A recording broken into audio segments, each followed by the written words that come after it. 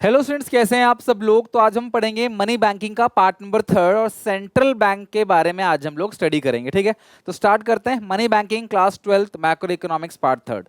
Central bank हर country में banking system को रेगुलेट करने के लिए एक बैंक बनाया गया है जिसको हम लोग बोलते हैं सेंट्रल बैंक। हमारी कंट्री में भी ये बैंक है जिसका नाम है reserve bank of India. Note पे आपने जरूर इसका नाम देखा होगा।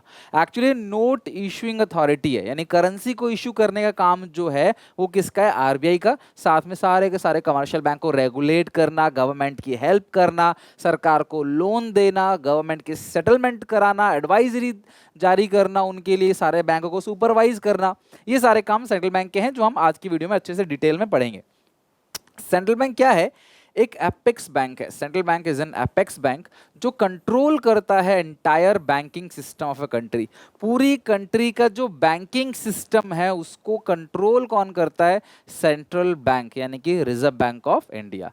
It is the sole agency, इकलौती ऐसी एजेंसी है जो क्लास नोट इशू करते, नोट छापने की मशीन है इनके पास, ऐसा समझ सकते हो आप। In India it is reserve bank. England में भी ऐसी ये क्लास बैंक ऑफ इंग्लैंड है जो उनका सेंट्रल बैंक है। अमेरिका का सेंट्रल बैंक है फेडरल रिजर्व सिस्टम, तो ये आपको डॉलर में देखने को मिल जाएगा। आरबीआई स्टैब्लिश हुआ था 1 अप्रैल 1935, बट लेकिन एक्ट पास हो गया था क्लास 1934 को। तो आरबीआई एक्ट किसका है? 1934। जैसे पार्टनरशिप एक्ट 1932 है ना, उसी तरीके से आरबीआई एक्ट है 1934 का, लेकिन 1935 में क्लास स्टैब्लिश हुआ अप्रैल में। सबसे ज्यादा इंपॉर्टेंट है क्लास फंक्शन। सेंट्रल बैंक के फंक्शन में से कोई एक फंक्शन आपको इनडायरेक्टली केस दे देगा, बोलेगा पहचानो कौन सा फंक्शन और एक्सप्लेन करो, या कोई और फंक्शन एक्सप्लेन करो, या डायरेक्टली आपको 2 पॉइंट दे देगा, बोलेगा दोनों फंक्शन को रिजर्व बैंक ऑफ इंडिया के आपने एक्सप्लेन करना है। तो सबसे पहला फंक्शन है issuing authority of currency note. Central bank of a country, इनके पास एक एक्सक्लूसिव राइट है नोट छापने का। 20th सेंचुरी में क्लास इसे बैंक ऑफ इशू भी कहा जाता था। क्या कहते हैं class? Bank of issue. Central bank इकलौती एजेंसी है आज जो नोट छापती है, which is legal tender. Legal tender money मतलब जो पैसे आप देते हो ना, उसे कोई मना नहीं कर सकता लेने से। उसमें लिखा रहता है मैं धारक को वचन देता हूँ, नोट में पढ़ना आप, लिखा रहता है क्लास यहाँ पे कि मैं धारक को वचन देता हूँ, तो वो क्लास मना नहीं कर सकता कोई। तो जो नोट वैलिड है, जिसे खरीद लेना देना क्लास एक्सचेंज किया जाता है, वो लीगल टेंडर मनी है, which is class accepted by everyone. कोई मना नहीं करेगा उसको लेने से। जैसे पुराने जो 1000 के नोट थे, 500 के नोट थे, 2016 में जब डिमोनेटाइजेशन आया तो वो नोट बंद हो गए 8 नवंबर को। ठीक है, तो वो अब लीगल टेंडर नहीं है, उसको आप किसी को दोगे तो कोई लेगा नहीं, तो वो लीगल टेंडर नहीं है। नए 500 के नोट लीगल टेंडर है, नए 100 का, 50 का, 10 का, जो भी है। However 1 rupee coin and note, 1 रुपए के सिक्के और 1 रुपए के जो नोट है, उन्हें कौन इशू करता है क्लास? Ministry of finance. कई बार क्लास इसको ना गवर्नमेंट ऑफ इंडिया भी लिखा रहता है, तो वो एक ही बात है, मिनिस्ट्री सरकार की है। तो मिनिस्ट्री ऑफ फाइनेंस यानी कि गवर्नमेंट ऑफ इंडिया एक का सिक्का, एक का कॉइन और एक के नोट इशू करती है। बट बाकी सारे करेंसी नोट जितने भी हैं वो कौन इशू करता है class? Reserve bank of India. तो पहला फंक्शन क्या है? Note issuing authority, currency issuing authority. Note छापने का जो पावर है वो किसके पास है? वो सेंट्रल बैंक यानी कि रिजर्व बैंक ऑफ इंडिया के पास है। पहला पॉइंट है बैंकर्स टू द गवर्नमेंट। जो फैसिलिटी कमर्शियल बैंक हमें देता है वही फैसिलिटी सरकार को कमर्शियल बैंक नहीं देती, आरबीआई देती है। हमारा बैंक कमर्शियल बैंक, कमर्शियल बैंकों का बैंक सेंट्रल बैंक, सरकार का बैंक सेंट्रल बैंक। तो जो रिलेशन हमारा है कमर्शियल बैंक के साथ वही क्लास सरकार का है सेंट्रल बैंक के साथ। तो जो रिजर्व बैंक ऑफ इंडिया है वो सरकार का बैंक है, तो सरकार का जो भी काम होता है वो आरबीआई के थ्रू होता है। कोई फाइनेंशियल हेल्प हो, जो भी चीज हो, वो आरबीआई के थ्रू होगा। सेंट्रल बैंक इज बैंकर और एजेंट और फाइनेंशियल एडवाइजर। बैंकर भी है, बैंकिंग का काम भी करता है आरबीआई। एजेंट भी है सरकार का, सरकार के बिहाफ में काम करता है, सरकार की मदद भी करता है। फाइनेंशियल एडवाइजर भी है गवर्नमेंट का। As a banker to the government it manage the account of, सरकार के खातों को मैनेज करना। एजेंट है तो सरकार के बिहाफ में ये सिक्योरिटीज को खरीदता बेचता है ना, जो हम पढ़ेंगे आगे चल के। सरकार कि जो शेयर्स होते हैं, सिक्योरिटीज होते हैं, ट्रेजरी बिल्स वगैरह, उसको रिजर्व बैंक ऑफ इंडिया के थ्रू बेचा जाता है। तो ये एजेंट की तरह काम करता है। It helps in government in framing policy, सरकार का पॉलिसी बनाने में, मनी सप्लाई को रेगुलेट करने में, मनी मार्केट को रेगुलेट करने में ये रिजर्व बैंक ऑफ इंडिया मदद करता है सरकार की। एज अ फाइनेंशियल एडवाइजर, एक फाइनेंशियल एडवाइजर की तरह सेंट्रल बैंक एडवाइस करता है सरकार को, समय समय पर एडवाइस करता है कि भाई क्या क्या मॉनेटरी मैटर पे, अलग अलग मैटर पे, फाइनेंशियल मैटर पे सरकार की एडवाइस देता है, सरकार को हेल्प करता है सरकार की। आरबीआई ऑल्सो ऑफर लोन, सरकार को लोन भी देता है, सरकार कहने पे नोट भी छापता है ना, प्रोसेस को फॉलो करके। इट द सिचुएशन ऑफ सरकार जब बजट के घाटे में जाती है तब क्लास सरकार आरबीआई जो है वो नोट छाप के सरकार को फाइनेंस करता है, डेफिसिट फाइनेंसिंग इसको बोलते हैं। जब सरकार का बजट घाटे में जाता है तो reserve bank of India class सरकार की मदद करता है और नई नोट करेंसी प्रिंट करके सरकार को देता है, इसको बोलते हैं डेफिसिट फाइनेंसिंग। तो यानी कि ये बैंकर्स टू द गवर्नमेंट, यानी सरकार को सारी की सारी बैंकिंग फैसिलिटी प्रोवाइड करता है, एजेंट भी है, फाइनेंशियल एडवाइजर भी है, और साथ में क्लास ये सरकार को बैंकिंग फैसिलिटी भी देता है, राइट। दूसरा मोस्ट इंपोर्टेंट, बैंकर्स बैंक और सुपरवाइजरी बैंक। सेंट्रल बैंक जो है ना वो बैंकों का बैंक है और सुपरवाइजरी बैंक है। हमारा बैंक कमर्शियल बैंक, हमें जो भी उधार लेना है, डिपॉजिट देना है, हम कहाँ करते हैं, कमर्शियल बैंक में। अब कमर्शियल बैंकों का जो बैंक है वो है सेंट्रल बैंक, तो हम मुसीबत आती है तो कमर्शियल बैंक के पास जाते हैं, उनको पैसा देते हैं, उनसे लोन लेते हैं। तो कमर्शियल बैंक का ये रिलेशन किसके साथ है क्लास, सेंट्रल बैंक के साथ। तो सारे कमर्शियल बैंक का अकाउंट कहाँ खुलता है, सेंट्रल बैंक में। कमर्शियल बैंक सेंट्रल बैंक से लोन लेगा, उनको डिपॉजिट देगा, तो ये बैंकों का बैंक है। और सुपरवाइजरी बैंक मतलब सारे के सारे कमर्शियल बैंक जितने भी है ना, उन सब के ऊपर नजर रखता है कि वो कोई ऐसा काम तो नहीं कर रहे जो गलत है, जो अनएथिकल है, जो लॉ के अकॉर्डिंग नहीं है, रूल्स को तो फॉलो कर रहे हैं ना, नहीं तो फिर आरबीआई क्या करता है, पेनल्टी लगाता है। आपने जब पेटीएम पेमेंट बैंक का नाम सुना होगा, कुछ ही टाइम पहले क्लास उनके रेस्ट्रिक्शंस काफ़ी सारी आरबीआई ने लगा दी थी। तो अगर आप प्रॉपरली फॉलो नहीं करोगे, गलत करोगे, तो reserve bank of India class आपको पनिश भी करेगा और क्लास आपके और फाइन पेनल्टी भी लगाएगा, और एक सुपरवाइजर की तरह आप पे नज़र रखता है central bank. The central bank is the banker's bank and also play a supervisory role. As a banker's bank, it has almost same relation with other banks in the country as a commercial bank has with its customer. जो हमारा relation commercial bank का, वो commercial bank का RBI के साथ है. It accept deposit from commercial bank. RBI commercial bank से deposit accept करेगा, उनको loan देगा, और जिस rate पे, ध्यान समझना, जिस रेट पे सेंट्रल बैंक कमर्शियल बैंक को लोन देता है उस रेट को बोलते हैं क्लास रेपो रेट या बैंक रेट। ध्यान रखना, रेपो रेट या बैंक रेट। बैंक रेट वो रेट है जिस रेट पे कमर्शियल बैंक लोन लेता है आरबीआई से, या आरबीआई लोन देता है कमर्शियल बैंक को। हम लोग आम जनता है, हम पब्लिक है, हम कमर्शियल बैंक से लोन लेते हैं जिस रेट पे, उसको बोलते हैं रेट ऑफ इंटरेस्ट। यानी कमर्शियल बैंक हमें जिस रेट पे लोन देता है उसको रेट ऑफ इंटरेस्ट बोलते हैं। सेंट्रल बैंक जिस रेट पे कमर्शियल बैंक को लोन देता है उसे क्लास रेपो रेट या बैंक रेट, शॉर्ट टर्म के लिए रेपो रेट, लॉन्ग टर्म के लिए bank rate. The rate at which central bank offer loan to the commercial bank is called repo rate. The rate at which commercial bank are allowed to park their surplus fund with RBI is called reverse repo rate. कई बार ऐसा होता है commercial bank के पास बहुत सारा surplus पैसा आ गया, तो उस पैसे को वो आरबीआई को दे देते हैं और वहां से कुछ ब्याज उनको मिलता है, जिस रेट पे वहां से वो ब्याज लेते हैं उसको बोलते हैं reverse repo rate. Repo rate क्या है, कमर्शियल बैंक जिस रेट पे आरबीआई से लोन ले रहा है। रिवर्स रेपो रेट क्या समझते हो, जब कमर्शियल बैंक के पास सरप्लस पैसा आता है तो वो आरबीआई को देता है और वहां से एक रेट ऑफ इंटरेस्ट मिलता है, उसको बोलते हैं रिवर्स रेपो रेट। लेकिन सुपरवाइजर का फंक्शन क्या है, as a supervisor central bank regulate and control the commercial bank. RBI continuously exercise inspection, continue class inspection करता है कमर्शियल बैंक के ऊपर, उनको लाइसेंस देता है कमर्शियल बैंक को। इवन सेंट्रल बैंक इंश्योर करता है कमर्शियल बैंक सीआरआर और एसएलआर भी मेंटेन करे, अगर नहीं मेंटेन करता तो क्लास इंटरेस्ट पेनाल्टी भी लगाया जाता है। तो ये ध्यान रखना कि जो सेंट्रल बैंक है ना वो पूरी नजर रखता है कमर्शियल बैंक के ऊपर, उसे बोलते हैं सुपरवाइजरी बैंक।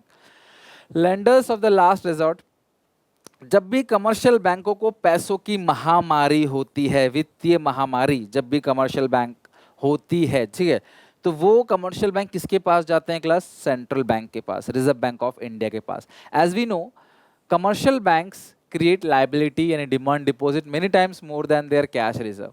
मतलब कैश रिजर्व कमर्शियल बैंक के पास कम होता है और वो उधार जो है वो बहुत जमा जो है वो पब्लिक से बहुत ज़्यादा ले लेते हैं। अगर कोई पब्लिक 100 रुपये जमा कर रही है तो कमर्शियल बैंक एलआरआर 25% मेंटेन करेगा, बाकी 75 का लोन दे देगा।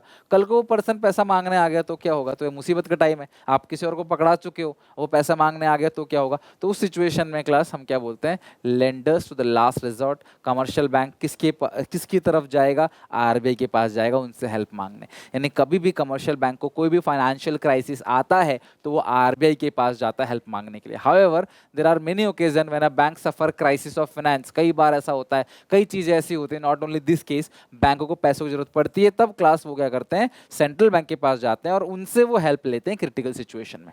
ये फंक्शंस है सेंट्रल बैंक का। तो कोई भी फंक्शन आपको पूछ सकता है, जितने बता रहा हूँ बहुत अच्छे से पढ़ के जाना, आप ये लैंग्वेज सेम लिख सकते हो। नेक्स्ट है custodian of foreign exchange reserve. Country का जो सेंट्रल बैंक होता है वो फॉरेन करेंसी को अपनी कस्टडी में रखता है। Custodian of foreign exchange reserve का मतलब क्या हो क्लास, कि central bank is the custodian of Nations foreign exchange reserve. The central bank not only maintain foreign exchange reserve but also excise manage floating. ये class में जब आपको पढ़ाऊंगा फॉरेन एक्सचेंज रेट तब समझाऊंगा। फिलहाल के लिए क्लास बस आप इतना ध्यान रखो कि हमारी कंट्री इंडिया बाहर कंट्री से बहुत सारी चीज़ें क्लास इंपोर्ट करती है और क्लास बहुत सारी चीज़ें एक्सपोर्ट भी करती है। तो जब कंट्री एक्सपोर्ट करेगी तो हमारे पास आएगा डॉलर, वो डॉलर कौन रखता है, आरबीआई अपने पास रखता है। हम इंपोर्ट करते हैं तो हमें पेमेंट भी करनी पड़ती है डॉलर में, तो वो कहाँ से ले जाता है, आरबीआई से। यानी हमारे बैंक, हमारे कंट्री का जो सेंट्रल बैंक है, रिजर्व बैंक ऑफ इंडिया है, अपनी कस्टडी में सारे फॉरेन एक्सचेंज रिजर्व रखते हैं, not only dollar, every foreign exchange reserve का जो भंडार है, फॉरेन करेंसी का जो भंडार है ना, वो रिजर्व बैंक ऑफ इंडिया अपने पास रखती है। तो इसे बोलते हैं custodian of foreign exchange reserve. अगला क्लियरिंग हाउस फंक्शन।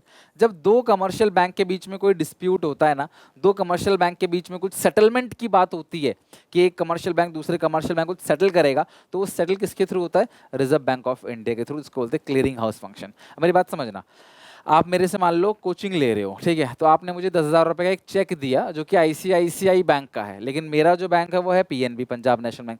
तो मैंने आपसे चेक ले लिया आईसीआईसीआई का और पंजाब को मैंने पीएनबी में जमा कर दिया।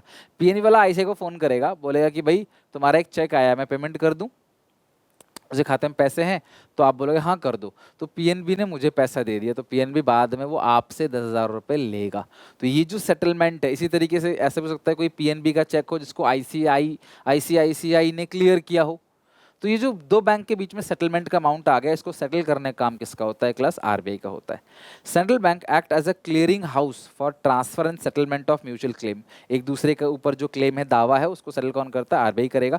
Since central bank hold reserve and commercial banks reserves of commercial bank, it transfer fund from one bank to other bank for clearing of cheque. तो एक बैंक से दूसरे बैंक की तरफ पैसा भेजने का काम जो है वो क्लियर करता है, दोनों बैंक के बीच का जो सेटलमेंट है ना वो क्लियर करेगा। अगला है क्लास सबसे इंपॉर्टेंट जो क्लास हम डीपली पढ़ेंगे आगे चल के, that is control of credit. मैं बहुत तसल्ली से, बहुत डीपली, अच्छे से, प्यार से पढ़ाऊंगा इस टॉपिक को, जैसे सबको पढ़ाया है वैसा ही। लेकिन ये खास इसलिए है क्योंकि ये 2 बार आएगा सिलेबस के अंदर। एक चैप्टर है determination of income and employment, आगे चल के आएगा, एक्सिस डिमांड डेफिसिट डिमांड कैसे कंट्रोल करना है, और एक इस चैप्टर में। तो ये सेम चीज़ है बिल्कुल जो दोनों चैप्टर में है, तो और एक जगह तो जरूर पूछा जाता है, और ये सच में बहुत ज़्यादा इंपॉर्टेंट है इकोनॉमिक्स में। तो हमारी कंट्री में अगर इन्फ्लेशन है, बात को समझना, कंट्री में अगर इन्फ्लेशन है, इन्फ्लेशन में डिमांड ज़्यादा है सप्लाई से, जिसकी वजह से लोग ज़्यादा डिमांड कर रहे हैं, तो दुकानदार प्राइस को बढ़ा देता है। तो ये अच्छी चीज़ नहीं है, ठीक है। और कंट्री में डिफ्लेशन है तो भी अच्छी चीज़ नहीं है, जहाँ लोग डिमांड ही नहीं कर रहे, सप्लाई ज़्यादा है। अगर लोग डिमांड नहीं करेंगे तो वो चीज़ें ऑब्वियसली क्लास सस्ती बिकेंगी जिसकी डिमांड नहीं कर रहे, और उसको बनाने वाले कारीगर बेरोजगार हो जाएंगे। अगर आप डिमांड ही नहीं करोगे, अगर इस बोर्ड की लोग डिमांड ही नहीं करेंगे, तो इस बोर्ड की बनाने वाले कंपनी में 1,000 लोग 10,000 लोग काम करते हैं, तो घर बैठ जाएंगे, बेरोजगार हो जाएंगे। तो दोनों चीज़ अच्छी नहीं है। यहाँ प्राइस बढ़ रहा है वो भी अच्छा नहीं है, यहाँ प्राइस घट रहा है वो भी अच्छा नहीं है। सबसे बुरा है प्राइस घटना, सबसे ज़्यादा बुरा है। सस्ता होता जा रहा है ना, तो ये बुरा है, आगे चल के आप ही को दिक्कत होगी, ठीक है। तो अब इस सिचुएशन में बेरोजगारी बहुत ज़्यादा आती है। इसे कंट्रोल करने के लिए आरबीआई की एक पॉलिसी है, जिस पॉलिसी का नाम है मॉनेटरी पॉलिसी। इस मॉनेटरी पॉलिसी के through reserve bank of India inflation या डिफ्लेशन को कंट्रोल करता है। यानी कि अगर देश में महंगाई ज़्यादा है, प्राइस बढ़ रहा है, तो आरबीआई किसी तरीके से क्लास जनता से पैसे ले लेगा ताकि आप डिमांड ना करो। डिमांड कर रहे हो, इसी वजह से महंगाई बढ़ रही है। किसी ग्राहक कहीं से दुकान पे खड़े होकर भीड़ लगाओगे ना, उसके भाव बढ़ेंगे, महंगा बेचेगा। तो डिमांड ज़्यादा है, तो आरबीआई यहाँ पे डिमांड को कम करने की सोचती है, मनी सप्लाई को रेस्ट्रिक्ट करने की सोचती है, जनता के हाथ में पैसा ना जाए, किसी तरीके से जनता से पैसे ले लो, उनको डिमांड ना करने दो। और डिफ्लेशन में लोग डिमांड ही नहीं कर रहे, तो आरबीआई इनडायरेक्टली उनके हाथ में पैसा देती है कि भैया आप डिमांड करो, आप यहाँ डिमांड कम है, सप्लाई ज़्यादा है, यहाँ डिमांड करो, और यहाँ पे क्लास डिमांड मत करो। तो इन्फ्लेशन में मनी सप्लाई को रेस्ट्रिक्ट किया जाता है, डिफ्लेशन में पैसा बांटा जाता है, लिबरलाइज किया जाता है, लिबरल पॉलिसी अपनाई जाती है ताकि इन्फ्लेशन डिफ्लेशन कंट्रोल कर सके।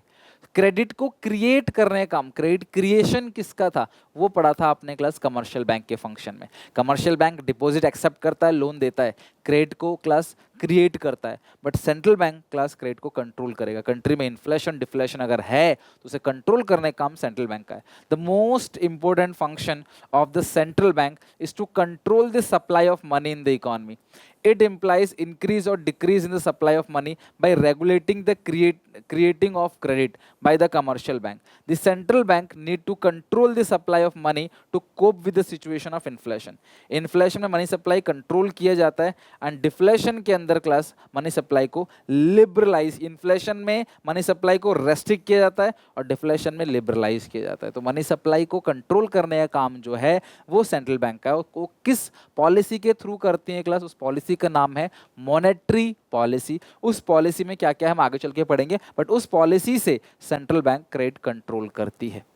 ये बात आप हमेशा ध्यान रखना। ये सारे के सारे फंक्शंस हैं सेंट्रल बैंक के। तो आज हमने सेंट्रल बैंक के फंक्शंस पूरे कर लिए। कल हम लोग क्रेडिट कंट्रोल वाला टॉपिक पढ़ के पूरी तरीके से क्लास खत्म कर देंगे, पूरा का पूरा मनी बैंकिंग। तो डेली बेसिस पे क्लास मल्टीपल वीडियोस आ रही हैं, तो प्लीज़ थोड़ा सा हार्ड वर्क कर लो, हाफ ईयरली में अच्छा परफॉर्म करो ताकि प्री बोर्ड में, फाइनल एग्जामिनेशन में और बोर्ड में बहुत अच्छा परफॉर्म कर सको। तो यहाँ तक समझ आया कि नहीं मुझे कमेंट में बताना। कोई डाउट कोई दिक्कत हो क्लास मुझे बताना, मैं ऑब्वियसली क्लास उसके ऊपर दोबारा वीडियो अपलोड करूँगा। मिलते हैं नेक्स्ट वीडियो में, till then take care, bye bye.